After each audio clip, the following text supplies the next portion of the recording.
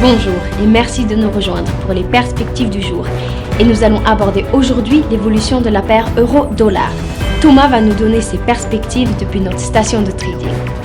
La paire euro-dollar est restée telle quelle lors de la dernière session, le RSI donne un signal négatif. La paire dollarienne est restée telle quelle lors de la dernière session, le MACD reste en territoire positif. Le Bitcoin a baissé de 14,1% au cours des 3 dernières sessions, le RSI a progressivement reculé dans la zone négative. Le prix de l'or est resté discret lors de la dernière session, le MACD reste en territoire négatif. Merci Thomas pour vos analyses. Passons maintenant aux informations.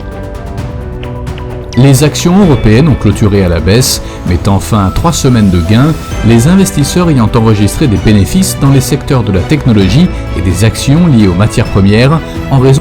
L'économiste en chef de la Banque d'Angleterre, Andy Aldan, a averti qu'un tigre inflationniste s'était réveillé et qu'il pourrait s'avérer difficile à dompter au fur et à mesure de la... La Bank of Japan est restée calme, même si son rendement de référence a grimpé à quelques points de base près de la limite perçue par la Banque centrale, ce qui pourrait déclencher une intervention dans... Merci Thomas.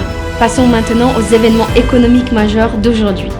Le ratio emploi-candidat du Japon sera publié à 23h30 GMT, le PMI manufacturier de Market au Royaume-Uni à 9h30 GMT, l'indice harmonisé des prix à la consommation de l'Allemagne à 13h GMT, le PMI manufacturier de Market aux États-Unis sera publié à 14h45 GMT, le PMI manufacturier de l'ISM aux États-Unis à 15h GMT, la production industrielle.